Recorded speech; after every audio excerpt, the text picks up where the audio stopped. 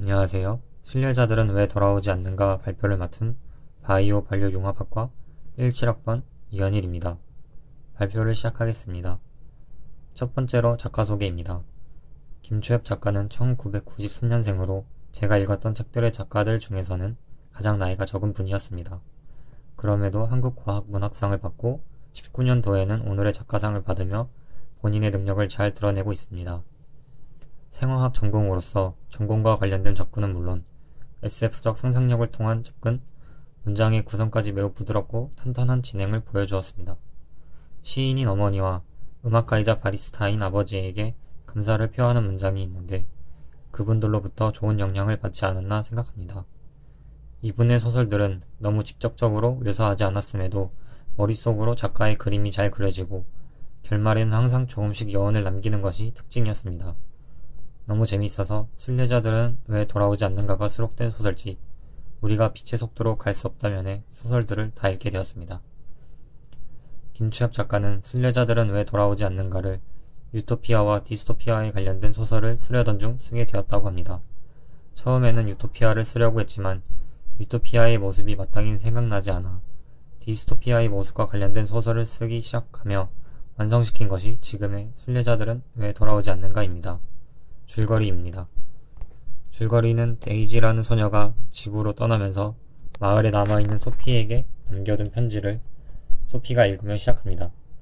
편지의 내용은 본인이 왜 시초지인 지구로 어차피 갈 것인데 왜 일찍 가는지 그리고 성년식에 대한 설명이 적혀 있습니다. 데이지의 마을에서는 매년 성인이 된 사람들을 이동선에 태워서 시초지인 지구로 보냅니다. 그러고 일정 기간이 지나면 그 이동선이 돌아오는데 돌아오는 사람의 수는 항상 갔던 사람들보다 적게 돌아왔고 표정 속에서는 고통과 슬픔이 있음을 데이지는 항상 느꼈습니다. 그런데 모두가 돌아오지 않는 사람에 대해서 궁금함을 갖지 않고 금방 잊기 십상이었습니다. 순례자들을 보낼 때 마시는 액체가 기억을 잃게 하는 것이 아닌지 데이지가 추측합니다. 데이지도 그 액체를 마셨지만 일기를 꾸준히 적었기 때문에 자신과 친했던 사람이 돌아오지 않았다는 사실을 잊지 않을 수 있었고 그들이 어디로 가는지 의문을 계속 품을 수 있었습니다. 하지만 성인이 되기 전에 성인식에 대한 궁금증이 금기에 막혀 있었기에 데이지는 스스로 조사했어야 했습니다. 본디 성년식이라 하면 고통을 견디는 의미가 많았다는 조사와 함께 데이지는 지구에서 안 좋은 일이 있을 것이라 예상하였고 성년식을 갔다 오고 나서 울고 있는 한 귀환자를 보고 데이지의 궁금증은 더욱 커집니다. 그러다 같은 반 학생 오스카가 던진 질문, 우리에게 역사는 왜 없냐는 그 질문을 들은 데이지는 더 궁금해져 성년식에 대해 알아보기 위해서 금서가 모인 도서관으로 향하게 됩니다. 도서관의 뒤뜰에는 엄격한 문지기가 보이지 않는 곳에서 지키고 있었습니다. 문지기의 마음을 사기 위해서 데이지는 꽃에 대해서 잘 아는 점을 이용해 꾸준히 도서관 근처의 화단을 가꾸고 보이지 않는 문지기의 호감을 사고 결국 도서관에 들어가는데 성공합니다. 문지기는 데이지를 보며 과거에 한 사람이 생각난다며 과거에 비슷한 일이 있었음을 알려줍니다. 도서관에서 데이지가 본 자료는 마을의 창시자로 알려진 릴리와 올리브, 그중 올리브가 쓴 기록이었습니다. 기록은 릴리는 나를 너무 사랑해서 이 도시를 만들었다며 시작합니다. 소설은 여기서 올리브의 시점을 옮겨집니다. 올리브도 데이지와 비슷한 의문을 갖고 자신들의 의미를 찾고자 릴리를 찾으러 지구로 향합니다. 하지만 지구에 도착하자 이상함을 느꼈습니다. 사람들의 시선들이 다름을 알 수 있었습니다. 지금껏 신경 쓰지 않던 본인의 흉터를 가지고 이상하게 보는 사람들, 그리고 도시의 서부와 동부의 확연한 온도 차이, 사람들의 확연한 외적 모습의 차이가 눈에 와닿았습니다. 올리브는 번역 모듈을 쓰며 그곳에 대해 공부했고 이를 구하여 겨우 버티며 조사했습니다. 자신을 이상한 시선으로 본 사람들은 개조인으로 태아 때 유전자 조작으로 이미 우수한 형질을 띠는 사람이었고 변두리의 사람들은 경제적 여건으로 그런 개조를 받지 못한 사람들이 모여 사는 곳이었다는 사실을 알게 됐습니다. 그리고 지독한 분리주의가 있다는 것을 지내면서 알게 되었습니다. 구역도 나뉘어져 있는 모습이 책에서 서술되어 있습니다. 올리브는 계속 자신들을 만든 릴리를 찾았지만 잘 되지 않았습니다. 그러다가 자신을 편견의 시선으로 보지 않는 델피를 만났고 나중에 델피에게서 릴리에 대한 이야기를 듣게 됩니다. 릴리는 올리브와 같은 흉터를 지니고 있었고 그렇게 태어나서 많은 차별을 받았던 사람입니다. 하지만 엄청난 지성과 실력으로 태아 디자인을 시작했고 부를 모으기 시작했습니다. 그 당시 불법이었지만 타의 추종을 불허하는 그녀의 실력은 상부 재력층의 요청을 받기에 부족함이 없었습니다. 그녀가 시술을 할 때 얻은 정보들을 모두에게 공유했고 그것을 모방하는 업체도 생겼지만 끔찍한 기억만 튀어날 뿐 릴리만 가능한 수술이었습니다. 그렇게 태아 디자인을 유행시킨 릴리는 20년을 채우고 모습을 감췄습니다. 태아 디자인 반대 세력에 제거됐을 거란 예상과는 다르게 릴리는 자신의 자녀를 가지길 바랐고 그렇게 본인만의 태아 디자인에 들어갑니다. 하지만 그 태아에게서 오류를 발견합니다. 자신과 똑같은 흉터를 발견했고 지울까 말까의 딜레마에 빠지게 됩니다. 하지만 결국 폐기하지는 않습니다. 릴리의 기록 중 해독할 수 있는 부분은 이렇게 쓰여 있습니다. 이로써 나는 태어날 가치가 없었던 삶임을 증명하는가? 태아를 지우며 릴리 자신의 존재를 부정하는 것이기에 릴리는 태아를 그대로 태어나게 했습니다.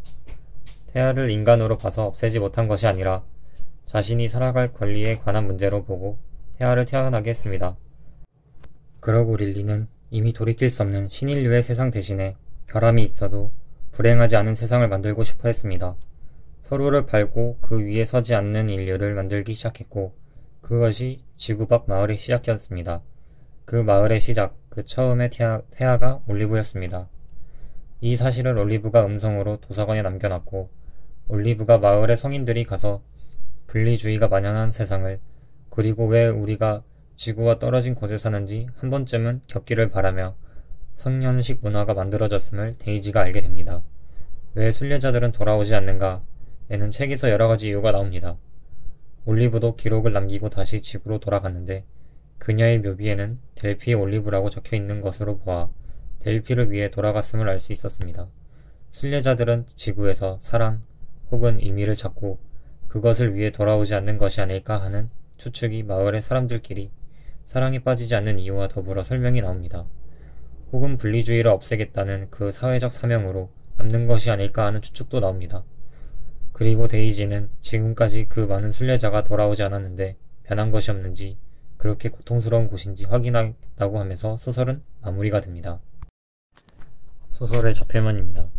이 소설은 전형적인 SF 소설로 좌표면에서는 A와 C에 걸쳐 있습니다. 환상적 상상력을 통해 미래의 모습과 기술력을 표현하고 있습니다. 하지만 단지 소망 충족의 욕구만을 만족하는 것이 아닌 우리 사회의 문제점 그리고 미래 사회의 문제점이 될 수 있는 유전자 모델링과 분리주의를 다루고 있기에 와익축상에서 C에 좀 더 가까운 글이라 생각합니다. 소설에서의 진실 탐구의 욕망입니다. 이 소설에서는 유전자 모델링 그리고 분리주의에 대한 문제를 다루고 있다고 생각합니다. 릴리가 실행하는 유전자 모델링은 지금도 윤리적 문제에 막혀서 많은 논란이 되는 생명공학 기술입니다. 실제로 이런 기술이 발전하고 실현 가능하다면 그 기술의 혜택은 경제적 고위층의 독점이 될 것이고 혜택을 받지 못한 집단과 혜택을 받은 집단 사이에서 차별이 더 크게 생길 것이라는 우려가 존재합니다. 그런 미래는 윤리성을 무시하고 불법적으로 진행될 수 있음을 소설에서 보여주고 있습니다. 이미 우리는 불을 통한 분리주의가 심한 세대를 살고 있고 이전에는 인종적으로 더 이전에는 문화적 국력의 차이에 뿌리를 두고 더 차별적인 시대를 살았다고 생각합니다. 하지만 인류의 진화가 분리의 기준이 된다면 그 정도는 더욱 심해질 것이라 생각합니다. 릴리는 신인류를 만들면서도 자신의 흉터로 인해 불행한 삶을 삽니다. 그리고 그 흉터 때문에 자신의 삶이 불행했음을 인지하였고 자신의 태아에게서 같은 흉터를 발견했을 때 폐기할까 하는 딜레마에 빠지기도 합니다. 하지만 자신의 존재를 부정할 수 없다는 생각이 그런 결함이 있더라도 행복할 수 있는 곳을 만들고자 하는 마음이 되었고 마을을 만들고 그들에게 릴리 자신이 겪은 비극을 겪지 않게 해주고 싶어 했습니다. 그리고 그 시작인 올리브는 유토피아의 고립이 아닌 디스토피아인 지구에 좋은 영향을 미치기 위해서 성년식이라는 특별한 관습을 만들었고 디스토피아 같은 지구에 불어오는 희망적 기운이 있기를 바라는 작가의 의도로 보였습니다. 소설의 플롯입니다. 이 소설은 데이지가 소피에게 써놓은 편지를 통해 떠나는 이유에 대하여 설명하고 그 결과가 나오는 과정이 묘사되었기에 인과적인 진행을 보여줍니다. 그리고 편지 내용이 올리브의 시점을 옮겨가는 식으로 보여집니다. 현재, 과거, 현재를 액자식 구성으로 보여주고 있습니다. 그리고 공간적 대립보다는 과거로부터 이어지는 시간적 진행을 보여주고 있습니다. 데이지라는 인물의 서술에 초점이 맞춰져 있고 다양한 미래를 보여주지 않게 단선적 특징을 보여준다 생각하였습니다. 소설의 진행 방식 중 액자식 구성이 눈에 띄었습니다.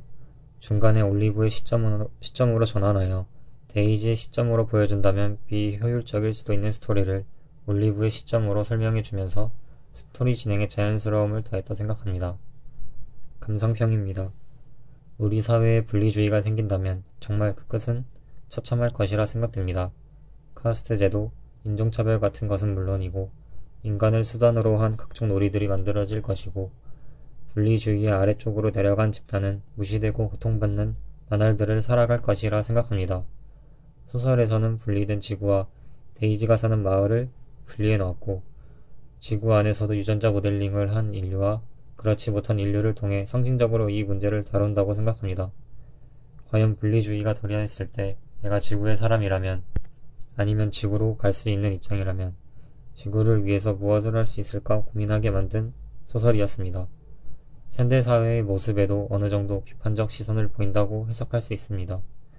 비단 유전자 모델링을 통한 차이가 아닌 외모의 차이, 부의 차이, 성별의 차이, 지역의 차이로도 갈등이 잦은 현대사회에 대한 평등을 주장하는 목소리로도 느낄 수 있었습니다. 관련 사사물입니다. 첫 번째로 장고입니다.